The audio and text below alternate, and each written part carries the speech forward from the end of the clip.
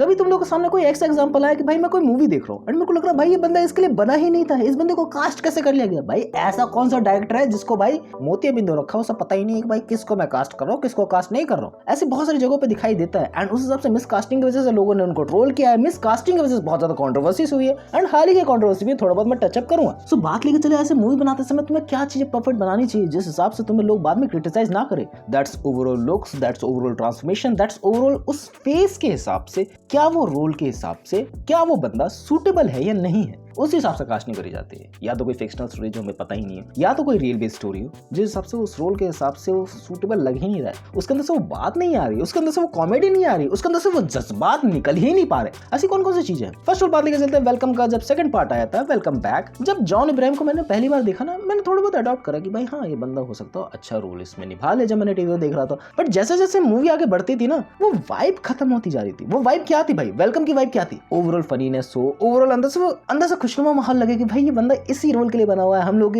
के चेहरे पे स्माइल आ रही है इसको देख के, क्योंकि ये बंदा ट्रबल में है। ओवरऑल मैं इसके लिए भी कहूँ कि भाई स्क्रिप्ट राइटिंग उस हिसाब से नहीं थी, ओवरऑल उस हिसाब से चीजें दोबारा रिक्रिएट नहीं करी जा सकती, lot of things in back and. But अगर उसकी जगह अक्षय कुमार होता है, डेफिनेटली बहुत जगहों पे हंसी आने वाली थी, क्योंकि अक्षय कुमार का एरा उस टाइम पे भी चल रहा था। ऐसे बात नहीं है कि उस टाइम तक उसका एरा खत्म हो चुका था, जब मैं टीवी एरा की बात कर रहा हूँ। सो हाँ, जॉन इब्राहिम उस रोल के लिए उस हिसाब से सूटेबल नहीं था, जो आज जाके बहुत ज्यादा वियर्ड लगता है देखने में। उस टाइम तो मैंने जैसे तैसे मूवी देख ली थी, मुझे पता ही नहीं था कि भाई ये एक्टिंग रेंज कर भी रहा है नहीं कर रहा। मुझे लगा था भाई हो सकता हो कहीं भाई मूवी में ही गड़बड़ हो, या फिर मुझे समझ नहीं आ रही, सो दैट्स व्हाई मुझे मूवी अच्छी नहीं लग रही। बट अब जाके समझ में आ रहा है भाई, अगर जॉन इब्राहिम की जगह कोई और बंदा उस रोल के लिए होता, डेफिनेटली उसके लिए सूट करता। जॉन इब्राहिम का ऐसा कैरेक्टर है ना, बहुत ही कड़क, बहुत ही मारधाड़ वाला, बहुत ही सीरियस सिचुएशन में बंदा अच्छे रोल को पुट इन कर लेता है। डिप्लोमेट का एग्जांपल हमारे सामने याद आता है, डिशम का एग्जांपल मेरे सामने याद आ रहा है। सो बंदा अच्छा रोल कर सकता है, बट अच्छे रोल मिलने चाहिए एंड जॉन इब्राहिम को भी अंदर से पता होना चाहिए भाई किस रोल के लिए सूटेबल है कि नहीं। मैं किसी को क्रिटिसाइज नहीं कर रहा, जो मेरे को ऊपर ऊपर से लगा मैंने तेरे को चीजें बताई। सेकंड बात लेके चले रणवीर कपूर एज अ राम।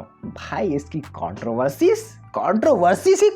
भाई, रणवीर कपूर को ले कैसे लिया तुम लोगों ने? भाई वो मीट खाता है, वो बीफ खाता है, भाई वो सब डिफरेंट तरीके की चीजें करता है, उसको रोल के लिए ले कैसे लिया? वो उस कैरेक्टर के लिए सूटेबल है ही नहीं। ये भाई घिनौना आदमी है, कितने लोगों को डेट कर चुका है, इसकी पर्सनल एकदम फक्ड अप पड़ी हुई थी पास्ट में, अब जाके इसने अपनी इमेज पॉलिश कर ली है पीआर के थ्रू, तो उसको ले सकते हैं? मेरी बात समझो, कंट्रोवर्सीज के राउंड बहुत सारी है। अब तुम लोग मुझे ब्लेम कर सकते हो क्योंकि मैं बायस्ड हो रहा हूँ रणवीर कपूर के प्रति, क्योंकि उसने अच्छे रोल्स निभाए हैं, क्योंकि इसकी एक्टिंग रेंज बहुत ज्यादा वैरायटी ऑफ थिंग्स है बैक एंड में। एंड ऑल्सो अगर इंटरनेशनली जाना है तो मैं किसी पॉपुलर फेस को लेना पड़ेगा, एंड रणवीर कपूर की पॉपुलैरिटी तुम लोग ऑलरेडी जानते हो भाई बहुत ज्यादा है, उस हिसाब से उसकी एक्टिंग रेंज भी बढ़िया है। एंड किसी दूसरे एक्टर को लेना बहुत ज्यादा ट्रबल में भी डाल सकता था, क्योंकि उसकी पॉपुलैरिटी हो ना हो, उसकी एक्टिंग रेंज हो ना हो उस हिसाब से। बट बहुत ज्यादा कंट्रोवर्सीज इसके अराउंड ऑफ हुई, क्योंकि वो उस रोल के लिए सूटेबल नहीं लगा बहुत सारे लोगों को, एंड अभी भी लगता है। एंड मे बी रामायणा आने के बाद ये सब थॉट्स क्लियर हो जाए, बट अभी तक तो क्लियर नहीं लगती कि भाई सब चीजें सही है नहीं है, वो तुम लोग जज करके बताना। एंड उसके बाद जो कास्ट की बात करने जा रहा हूं भाई,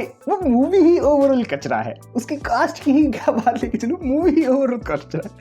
बात करो परम सुंदरी मूवी की, भाई तुम लोग में से बहुत सारे लोगों ने नहीं देखी आई थिंक, बट अंदर से चुल होने के नाते, मूवी रिव्यूअर होने के नाते, पॉपुलर होने के नाते वो मूवी मेरे को देखनी पड़ी। एंड जब मैंने ट्रॉमा सहा है ना, काइंड ऑफ मुझे अच्छा भी लगा है क्योंकि भाई जानवी कपूर है उसके अंदर, kind of You already know what I'm talking about. But तुम लोग को ऑलरेडी पता है जानवी कपूर का ओवरऑल फेस ही बेटर है, एक्टिंग रेंज बेटर नहीं है, एंड प्लास्टिक सर्जरीज करवाने की वजह से उनकी ओवरऑल एक्टिंग रेंज निकल के आ ही नहीं पाती कभी भी सामने। एंड ऑल्सो स्टोरी भी वीक थी, सिद्धार्थ भी उस हिसाब से उस रोल के लिए सूटेबल नहीं था। ओवरऑल कास्टिंग में ही गड़बड़ थी, ओवरऑल मूवी में ही गड़बड़ थी। मैं ये नहीं कहूँ सिर्फ ओवरऑल जानवी कपूर में गड़बड़ी थी। बट एक बंदा होता है ना कि बेकार से बेकार मूवी भी हो लेकिन वो अपना 100% देता है, ऐसे तुम लोग का एग्जाम्पल भरे पड़े हुए हैं। फर्स्ट मैं एग्जाम्पल देना चाहूंगा धनुष का।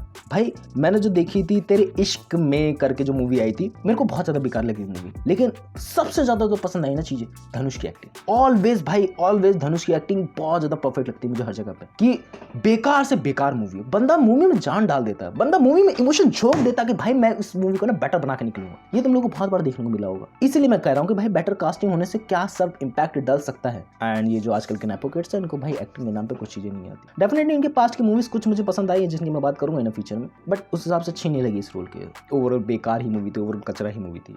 And again the recent controversy जो रितेश देशमुख रोल निभा रहे हैं राजा शिवाजी का, बहुत सारे लोगों को खफा है कि भाई ये बंदा इस रोल के लिए सूटेबल नहीं है। एंड मैं सबसे बड़ा हेट बताऊं क्यों है, क्योंकि हम लोगों ने विक्की कौशल को पास्ट में देख लिया है एकदम बेटर रोल में, एकदम ट्रांसफॉर्म करते हुए, एकदम उस रोल के लिए सूटेबल होते हुए। एंड उस वजह से एक्टिंग रेंज ना होने की वजह से एंड ऑल्सो वो अंदर से ट्रांसफॉर्मेशन दिखती ही नहीं है बंदे की। बंदे ने एफर्ट डाला उस मूवी के लिए, सबसे बड़ी जो कमी लगती है। बहुत सारे लोगों को मे भी बेटर लगे, मैं उनकी भावनाओं को नहीं ठेस पहुंचाना चाहता हूँ। मैं as a movie point of view से बता रहा हूँ कि भाई क्या क्या चीजें गड़बड़ी वाली हैं। ओवरऑल गुड लुकिंग है, ओवरऑल उस रोल के सूटेबल बैठता है बंदा, लेकिन थोड़ी सी ट्रांसफॉर्मेशन की जरूरत थी, लेकिन थोड़ा सा उस फेस स्ट्रक्चर के हिसाब से वो रोल सूटेबल नहीं लगता है। एंड तुम लोगों को भी लगता होगा बहुत सारी चीज उसके अंदर, बहुत सारे लोग बोल रहे हैं कि भाई गड़बड़ी वाली है, उस हिसाब से राजा शिवाजी ने कभी उस टाइप पे करा ही नहीं था। गड़बड़े हैं, आई न्यू इट भाई। मूवी पॉइंट ऑफ व्यू से बहुत सारी गड़बड़ी होंगी बैकएंड में जो उस हिसाब से सही नहीं बैठी होंगी, क्योंकि इनकी क्लियरिटी बहुत ज्यादा पॉलिश लगती है। ऐसा लगता है ना आईफोन से रिकॉर्ड करके आज के जमाने में डाल दी गई है पुराने जमाने की मूवी, काइंड ऑफ नहीं बेटर फील कराती, क्योंकि तुम लोग को थोड़ा बहुत वैसा फील देना पड़ेगा कि भाई तुम लोग पास्ट टाइम पे आ चुके हो, पास्ट टाइम के सारे मोमेंट्स तुम लोग को रिक्रिएट करने पड़ेंगे, जो इम्पॉसिबल हो जाता है बहुत सारे लोगों के लिए कि भाई उस हिसाब से बजट नहीं होगा, उस हिसाब से बजट को यूटिलाइज नहीं कर सकते। एंड बहुत सारी जगह पर फेक लगते हैं सीन्स कि भाई ये फेक डाले गए जानबूझ के। ऑलरेडी नो इट ना, गड़बड़ी है चीजें। कोई इस रोल के लिए सूटेबल हो सकता था, लेकिन अगर उसको कास्ट करते तो पूरा मूवी का बजट भी वहां चले जाता, आई थिंक मुझे जो लगता है। लेकिन इन्होंने भी बजट अच्छा खासा लगाया, अच्छी खासी कास्टिंग चूज करी है इन्होंने जितना मुझे लगता है। बट कॉन्ट्रोवर्सीज है इसके अराउंड, मैं क्या कर सकता हूँ भाई, कॉन्ट्रोवर्सीज है, होती रहेंगी। एंड कॉन्ट्रोवर्सी जानबूझ के करी जाती है आते जाते, मुझे लगता है अगर कॉन्ट्रोवर्सीज होंगी मूवी और ज्यादा पैसा कमाएगी। नेक्स्ट मूवी की बात लेके चले तो भाई वो इतनी ज्यादा बवाल है, इतनी ज्यादा बवाल है, उसकी क्या ही कहने। मैं बात करो आदिपुरुष की। अब इसके बारे में तुम लोगों को कुछ बताने की जरूरत है नहीं, मैंने कितनी बार इसके बारे में बकवास कर रखी है, इंटरनेट ने कितना ज्यादा ट्रोल कर रखा है चीजों को, ऑलरेडी नो इट ना। मैं इसमें ज्यादा कुछ इन्वॉल्व नहीं करूंगा, बस हाँ ओवरऑल मूवी बेकार थी, ओवरऑल कास्टिंग बेकार थी, परम सुंदरी की तरह कह सकते हैं उसको, बहुत ही ज्यादा बेकार थी भाई। परम सुंदरी तो उसके आगे बहुत ही ज्यादा सुंदरी लगती है, ये तो कुछ भी नहीं है। लंका तेरे बाप की जलेगी भी तेरे बाप की। भाई साहब क्या ही कास्टिंग थी, क्या ही कास्टिंग थी। एक चीज से मैं और ज्यादा खफा हूँ कि भाई प्रभास रोल कर रहा है वो वाला, बट मुझे एक बात बताओ, तुम लोग अपने मूछें तो कटवा सकते थे ना, थोड़ा तो उस रोल के लिए सूटेबल हो सकता था ना बंदा और ज्यादा। पता नहीं क्यों मुझे लग रहा है, मेरे सिंपल से थॉट से, मे बी शायद से तुम लोग एग्री करो इस बात पे। And the next thing is also controversial, and ये मूवी Amazon प्राइम पे आने की वजह से इस मूवी ने अपना बजट रिकवर अप कर लिया भाई। सैल्यूट टू कोरोना वायरस, किसी का तो भला हुआ। एंड वरुण धवन की एक्टिंग कुली नंबर 1 में आइला जादू।